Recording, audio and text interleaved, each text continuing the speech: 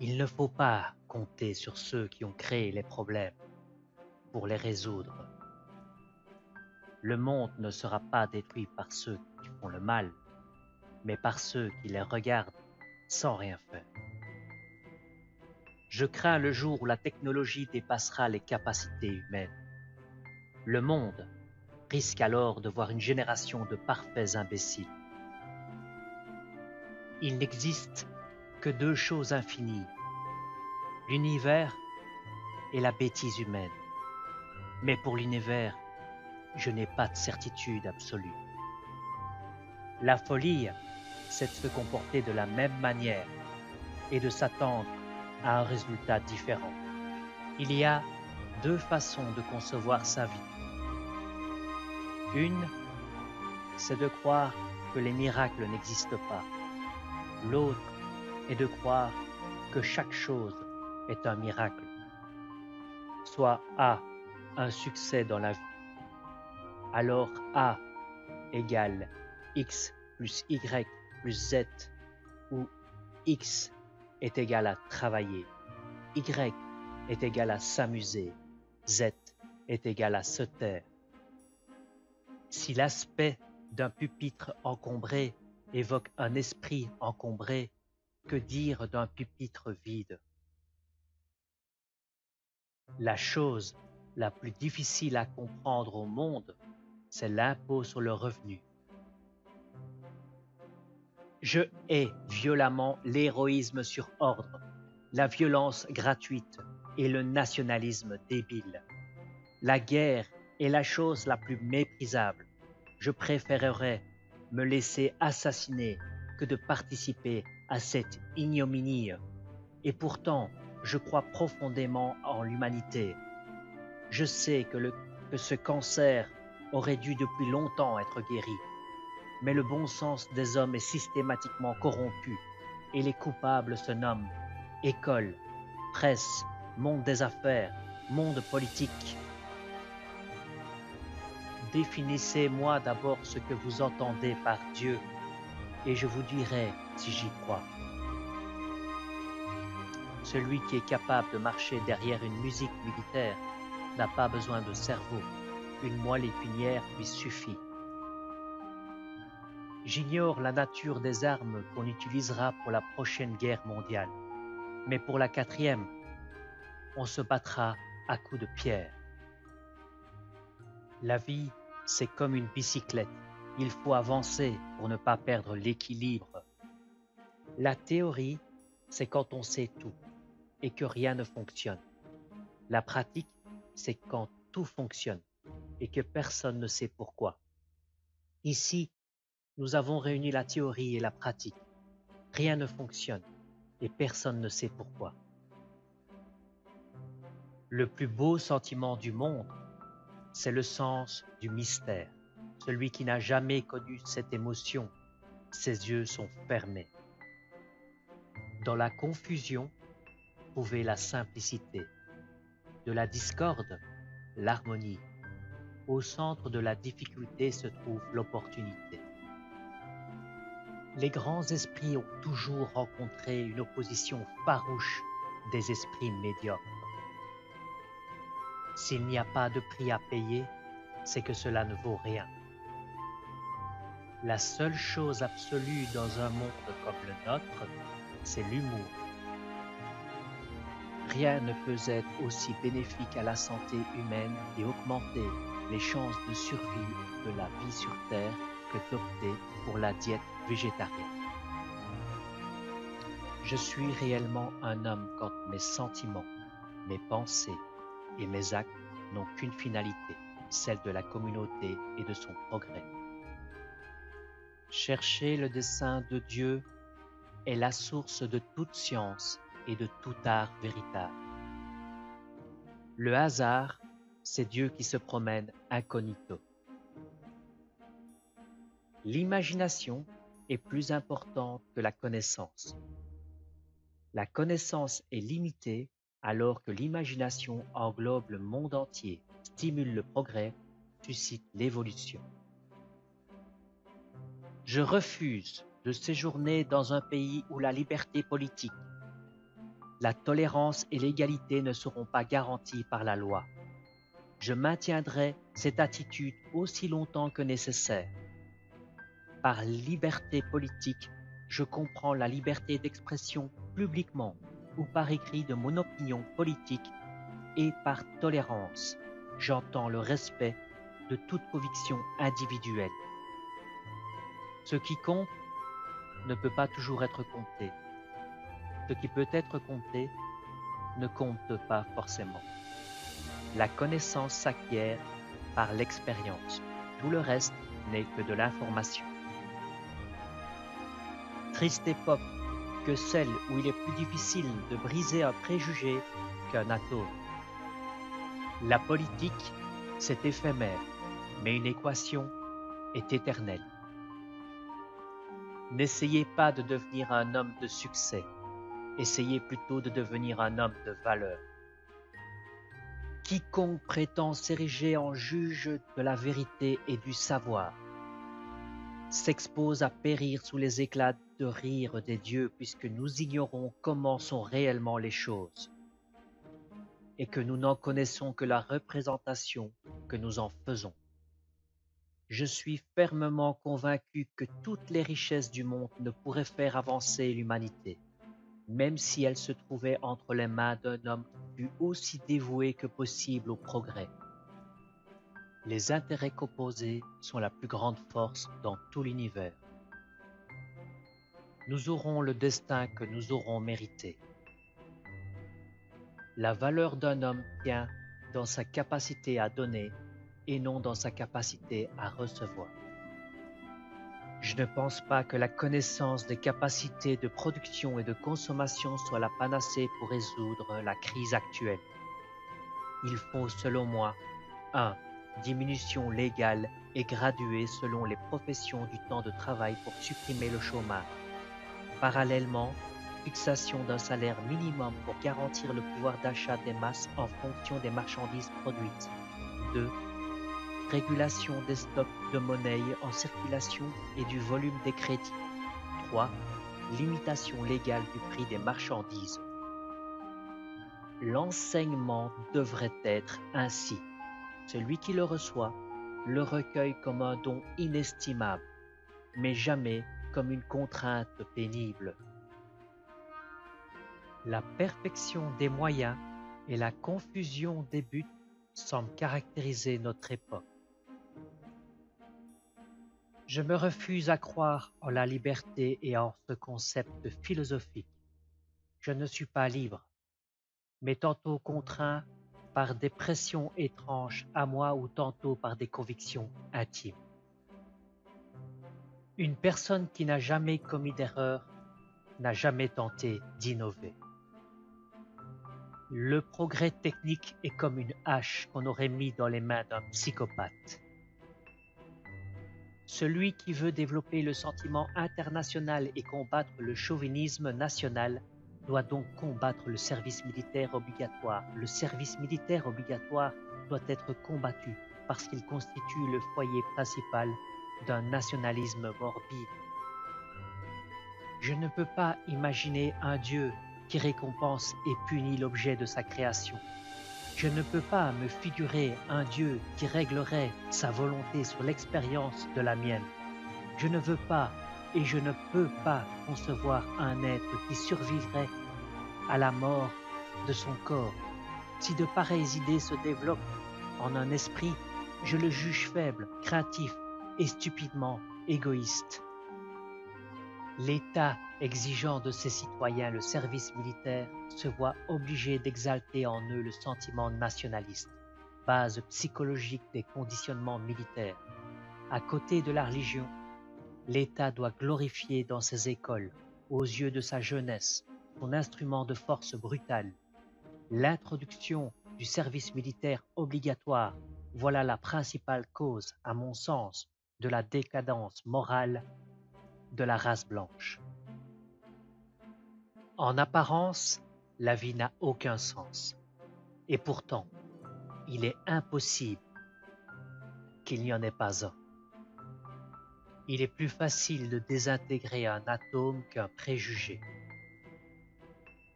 J'affirme que le sentiment religieux cosmique est le motif le plus puissant et le plus noble de la recherche scientifique.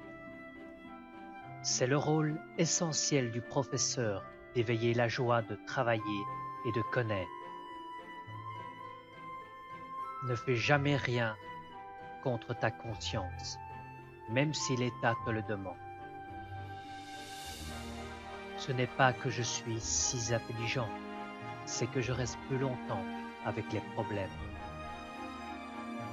J'aime penser que la Lune est la même si je ne la regarde pas. La fantaisie est plus importante que le savoir.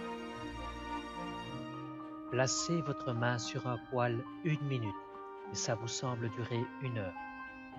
Asseyez-vous auprès d'une jolie fille 1 heure et ça vous semble durer 1 minute. C'est ça la relativité. L'escalier de la science est l'échelle de Jacob. Il ne s'achève qu'au pied de Dieu. La science sans religion est boiteuse. La religion sans science est aveugle. J'éprouve l'émotion la plus forte devant le mystère de la vie. Ce sentiment fonde le plus beau et le vrai. Il suscite l'art et la science. Auréolée de crainte, cette réalité secrète du mystère constitue aussi la religion. Des hommes s'avouent limités dans leur esprit pour appréhender cette perfection.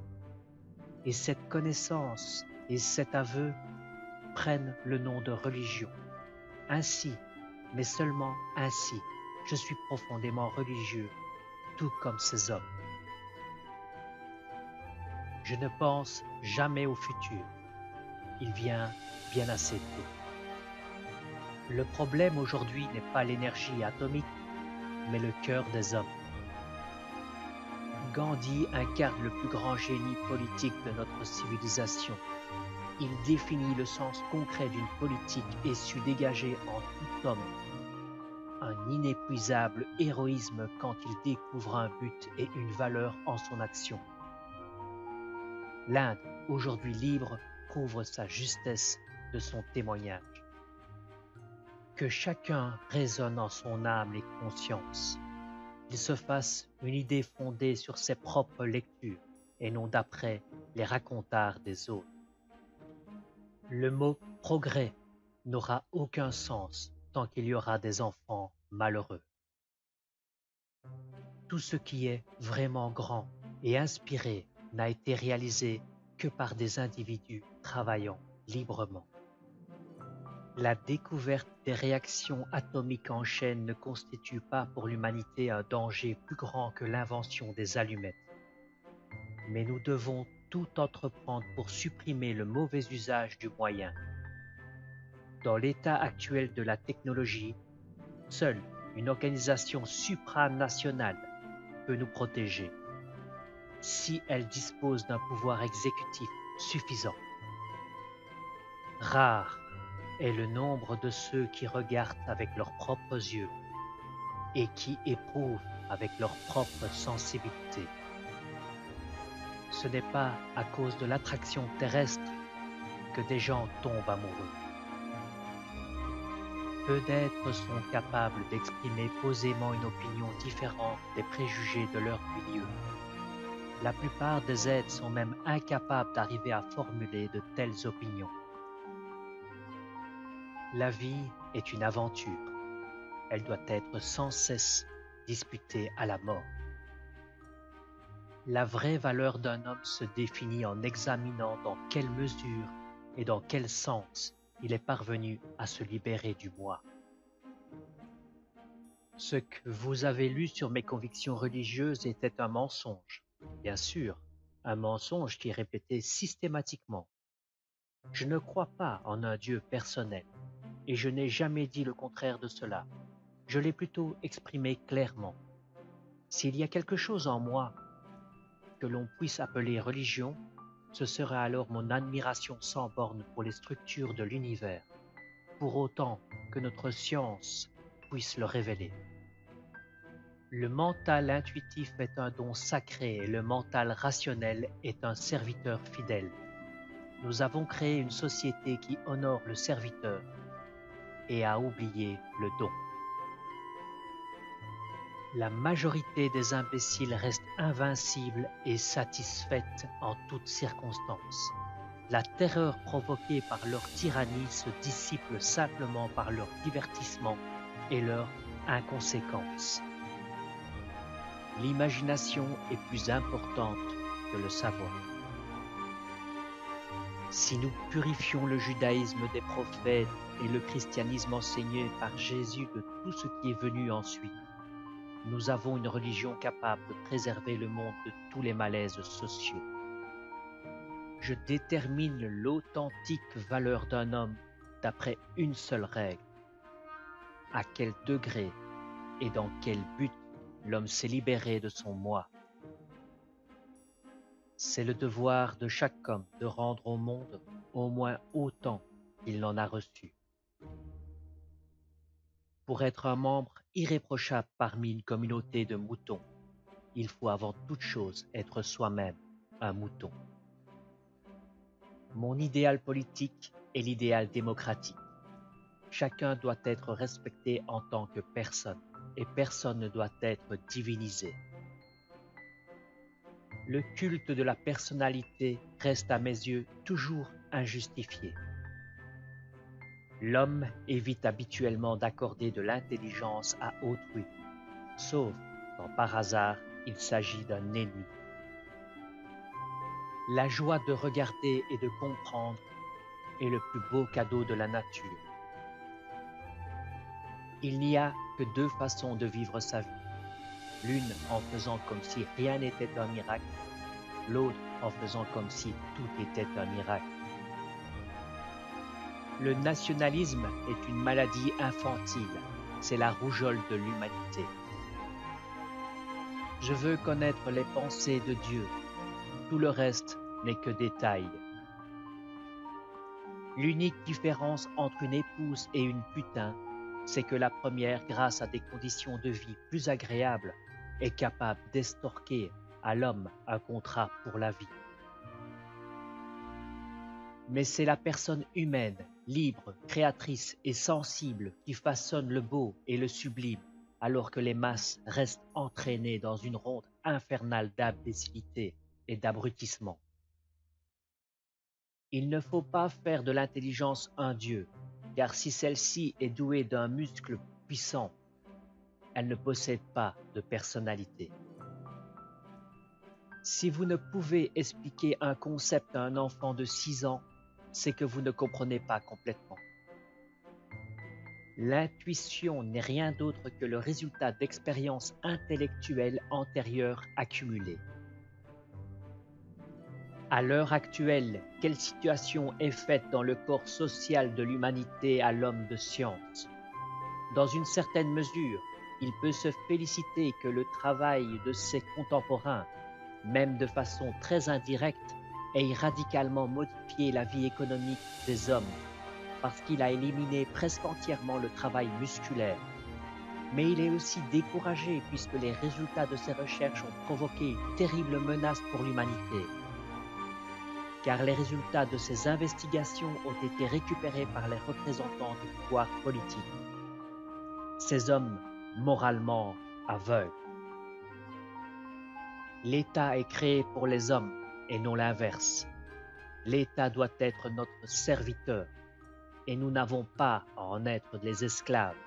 Cette loi fondamentale est bafouée par l'État qui nous contraint par la force au service militaire et à la guerre. Un être humain est une partie de tout que nous appelons l'univers. Une partie limitée dans le temps et dans l'espace. Un estomac creux n'est pas un bon conseiller politique.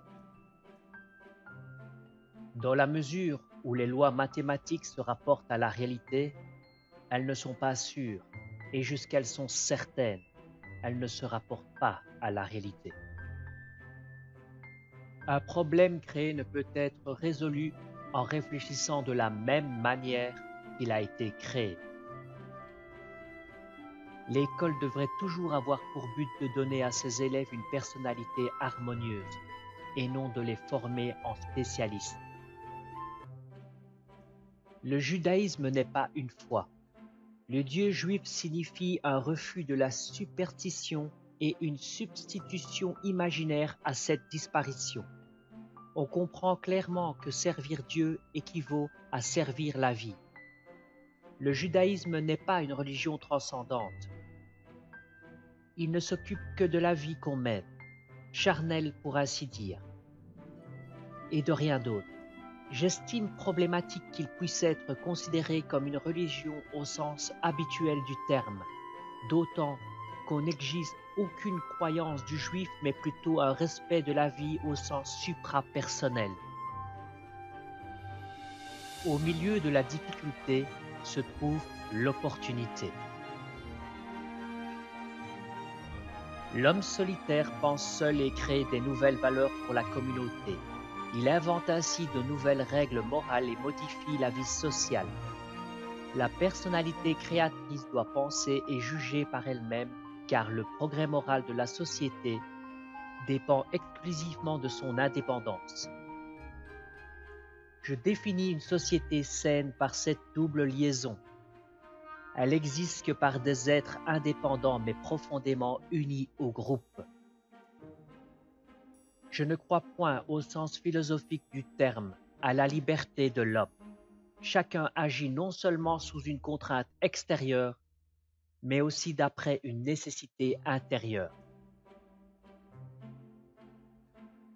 L'effort d'unir sagesse et pouvoir aboutit rarement et seulement très brièvement. Comme en réalité la matière est dans le détail irrégulièrement distribuée, le monde réel sera quasi sphérique, mais il devra être nécessairement fini. La théorie fournit même une relation simple entre l'étendue spatiale du monde et la densité moyenne de la matière. La distinction entre le passé, le présent, le futur n'est qu'une illusion, aussi tenace soit-elle. Si vous êtes déterminé de décrire la vérité, laissez l'élégance au tailleur. Ce qui est le plus incompréhensible, c'est que l'univers soit compréhensible. Nous ne pouvons pas désespérer des hommes, puisque nous sommes nous-mêmes des hommes. La plus belle chose que nous puissions éprouver, c'est le côté mystérieux de la vie. C'est le sentiment profond qu'il se trouve au berceau de l'art et de la science véritable. Celui qui ne peut plus éprouver ni étonnement, ni surprise, est pour ainsi dire mort, ses yeux sont éteints. Qui a fait l'expérience de penser dans un autre domaine l'emporte toujours sur celui qui ne pense pas du tout ou très peu. Dieu est subtil, mais il n'est pas malveillant. La juxtaposition de deux simulations primaires mène à une puissante réaction secondaire. Le succès n'est pas une question de perspicacité ni même de finesse, mais une question d'honorabilité et de confiance. Le côté moral ne peut pas être remplacé par l'intelligence. J'ai envie de dire, Dieu merci.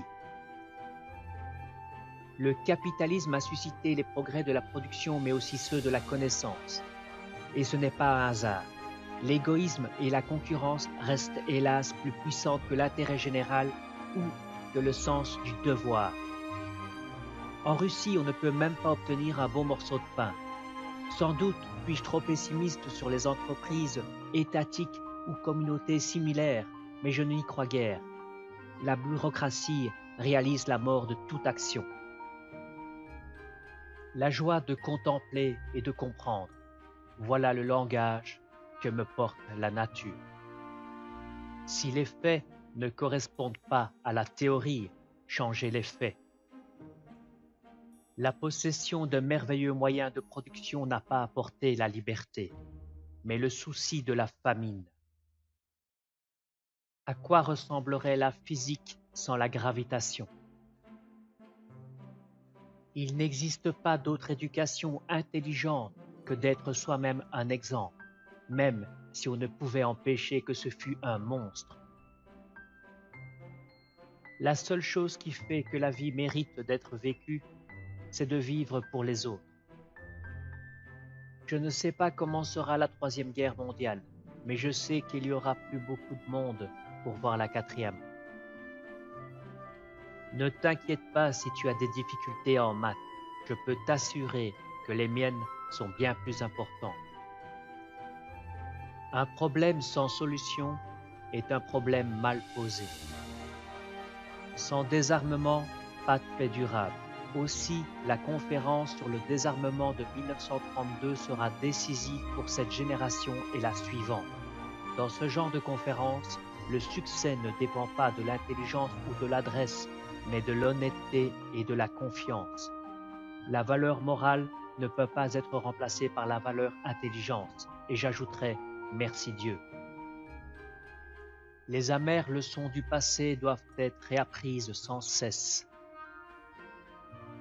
Le monde de la matière agglomérée dans un espace fini s'appauvrirait systématiquement peu à peu. Pour échapper à ces conséquences, Selinger a modifié la loi de Newton en supposant que, pour de grandes distances, l'attraction des deux masses décroît plus vite suivant la loi de l'inverse carré de la distance. On obtient ainsi le résultat que la densité moyenne de la matière peut être constante partout jusqu'à l'infini. Ce ne sont pas les différences d'opinion qui gênent le fonctionnement d'un groupe, mais la rigidité de certains de ses membres. Il est hélas devenu évident qu'aujourd'hui notre technologie a dépassé notre humanité. La science est une chose merveilleuse, tant qu'il ne faut pas en vivre.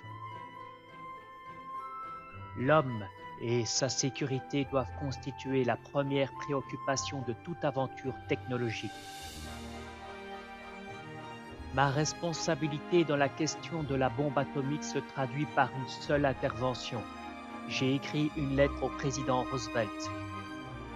Je savais le risque universel causé par la découverte de la bombe. Mais les savants allemands s'acharnent sur le même problème et avaient toutes les chances de le résoudre. J'ai donc pris mes responsabilités. Le plus étonnant est que le monde ait presque certainement un sens. Si l'idée n'est pas a priori absurde, elle est sans espoir. L'effort vers la connaissance représente un de ces buts indépendants, sans lequel, pour moi, une affirmation consciente de la vie n'existe pas pour l'homme qui déclare penser. La recherche procède par des moments distincts et durables, intuition, aveuglement, exaltation et fièvre.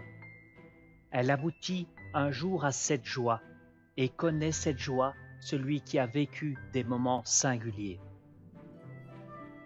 Rendez les choses aussi simples que possible, mais pas plus simples.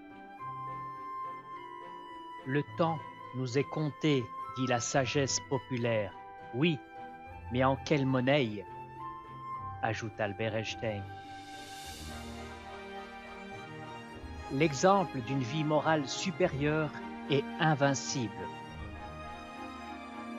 Tout homme qui lit trop et utilise son propre cerveau trop peu tombe dans les habitudes paresseuses de la pensée.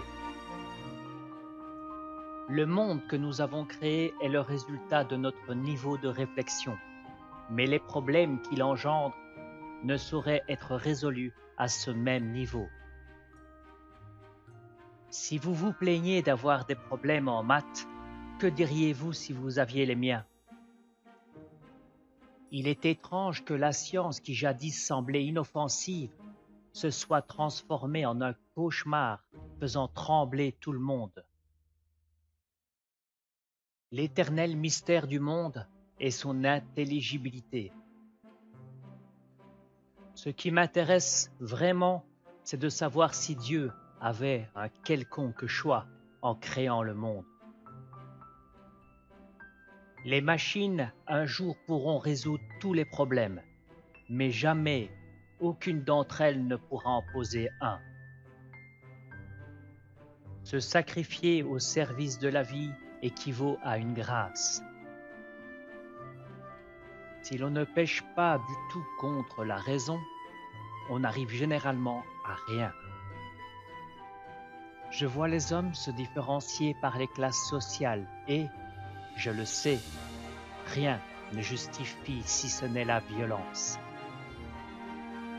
Toutes les richesses du monde, fussent-elles entre les mains d'un homme totalement acquis à l'idée de progrès, ne permettront jamais le moindre développement moral de l'humanité. Vous me demandez si je tiens un journal où je note mes grandes idées? Je n'en ai jamais eu qu'une seule. C'est la théorie qui décide ce que nous pouvons observer. Le judaïsme presque exclusivement traite de la morale, c'est-à-dire il analyse une attitude dans et pour la vie. La nature de la conception juive de la vie se traduit ainsi: droit à la vie pour toutes les créatures. Plus nettement encore s'exprime la solidarité entre les humains. Et ce n'est pas un hasard si les revendications sociales émanent surtout des Juifs. C'est dans les mathématiques que réside le principe vraiment créateur. En un certain sens, donc, je tiens pour vrai que la pensée pure est compétente pour comprendre le réel. Ainsi, les anciens l'avaient rêvé. Une personne qui ne lit que les journaux et, dans le meilleur des cas, des livres d'auteurs contemporains est pour moi comme une personne qui sera atteinte d'une grande myopie et qui négligerait de mettre des lunettes. Je sais pourquoi tant de gens aiment couper du bois. C'est une activité où l'on voit tout de suite le résultat. Cette conviction, liée à un sentiment profond d'une raison supérieure, se dévoilant dans le monde de l'expérience, traduit pour moi l'idée de Dieu. Avec la gloire, je deviens de plus en plus stupide, ce qui, je le reconnais, est un phénomène très courant. Celui qui ressent sa propre vie et celle des autres comme dénuée de sens est fondamentalement malheureux, puisqu'il n'a aucune raison de vivre. J'ai le sentiment que les différences de classe sociale ne sont pas justifiées et qu'elles ne reposent en fin de compte que sur la violence. Une personne qui n'a jamais commis d'erreur n'a jamais tenté d'innover. Pour châtier mon mépris de l'autorité, le destin a fait de moi une autorité. On trouve difficilement en physique une loi plus simple que celle de la propagation de la lumière dans le vide. Tout écolier sait ou croit savoir que la lumière se propage en ligne droite avec une vitesse de 300 000 km par seconde. Nous savons en tout cas avec une grande exactitude que cette vitesse est la même pour toutes les couleurs.